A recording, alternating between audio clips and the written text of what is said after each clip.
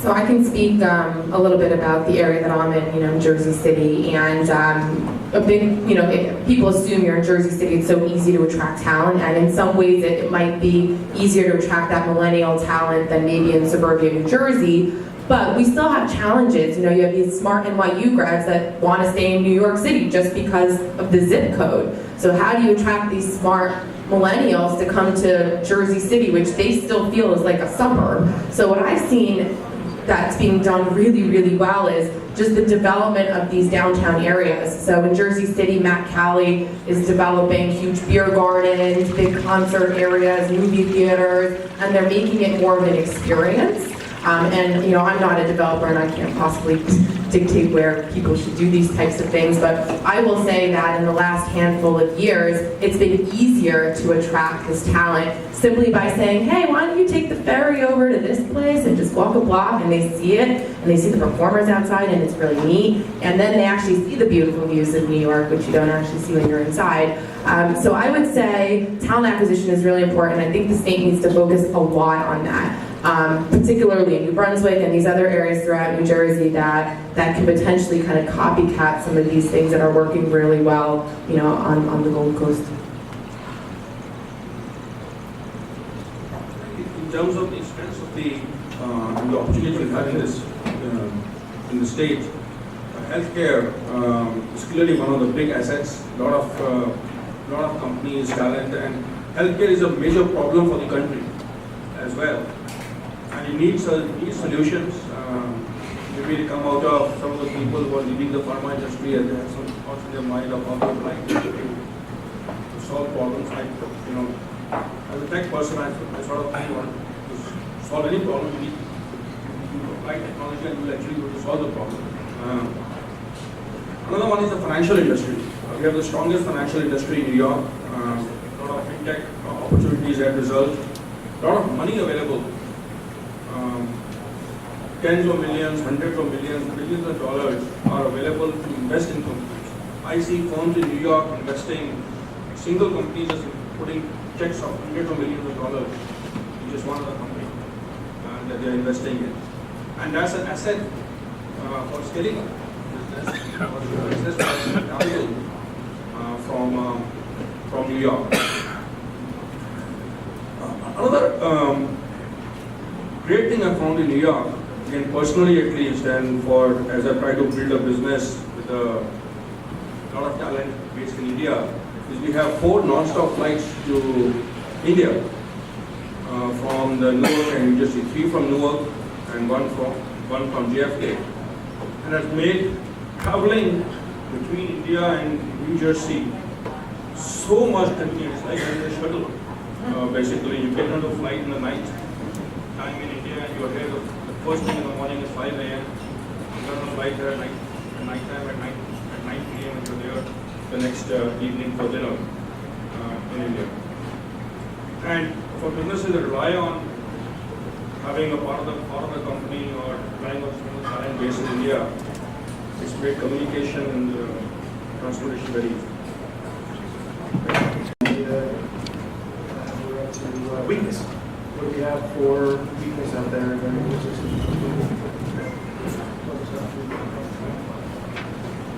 I think I mentioned some of those weaknesses and challenges, and so to me, I think if we can pool, there's a lot. I think there's a lot of capital out in the New Jersey and New York area, and I think it's a question of, I think we are doing things to attract that capital and tie that capital to entrepreneurs. But there's more I think we can do, as you mentioned, to help train some of the entrepreneurs in terms of how they build those businesses and so forth. But to me, it's about scale, and how can we take the existing great businesses that we have and help them grow. And you need talent to do that. And I just come back to we have so many graduates from high school. They're going externally to college. They're not coming back to New Jersey. They're staying on the West Coast. They're going up to Boston, they're going to New York. What can we do to keep them here in New Jersey? To me, that is the thing we need to be thinking about. How do we incentivize these kids out of high school to already be planning their life to say, I'm planning to stay in New Jersey or I'm planning to come back to New Jersey. We've got to make that something that they want to do. I don't think there's a lack of bright people in this state. I think it's just we're having these bright people leave this state. We're number one exporters of high school students, and we're number 4 highest paid technology positions. That's a supply and demand thing.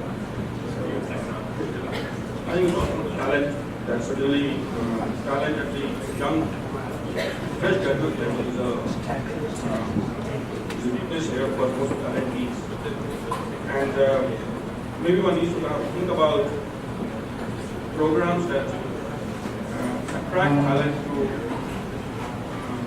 work on their own and start new companies here. Some of them have simple ideas. Some of them have ideas that lead to businesses. Very powerful businesses. Like a company called Venmo that started out in Dubai, in affiliate, and grew to a point where now it's a household name that's Venmo. Venmo means just like a FedEx package to Venmo the money. But the ecosystem that kind of encourages fresh graduates to take their ideas into their own hands, build businesses, and if you do that, most of the students will stay close to the universities. Because that's where their friends come from and start the businesses together with. I think another thing I would say is that the mindset that we have, the entrepreneurial mindset that we have even amongst our venture capital folks. I'll relay a story. When I was in the early stage of my business, raising money, I met a very well-respected university-based VC firm who told me their mantra for investment decisions. They said a company had to have 3 criteria. Number 1, it had to be $1 billion idea. That makes sense. With one of the industry. Number 2, it had to be profitable. That doesn't really make sense because if you're talking about a startup, $1 billion idea, it's already profitable before you invest in it. And number 3, that you had at least $5 million in revenue. Now you put those 3 together, and I don't even Google is profitable yet, right? We're on our way. You are nowhere. You don't really qualify yet. Facebook won't qualify for years and years. Snapchat will. Amazon won't qualify for almost ever, even though all of them have $1 billion ideas. I think some of the idea is changing.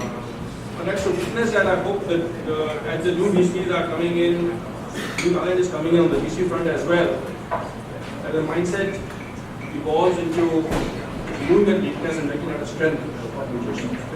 And just for time's sake, I'll move on to the strengths, and again, the context of strengths, and then strength and what could be better. So what, from our strengths, and maybe a little bit about what could be better.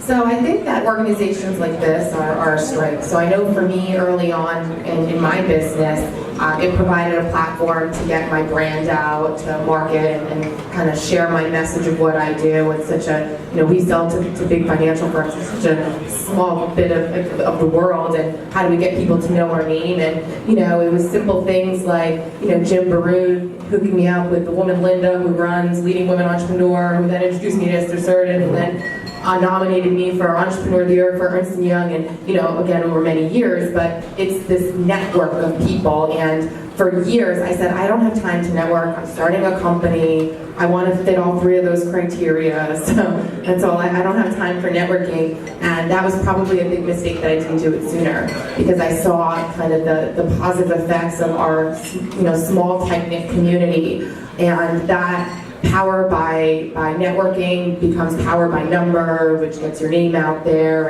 and expands your reach without necessarily hiring 50 salespeople to do so.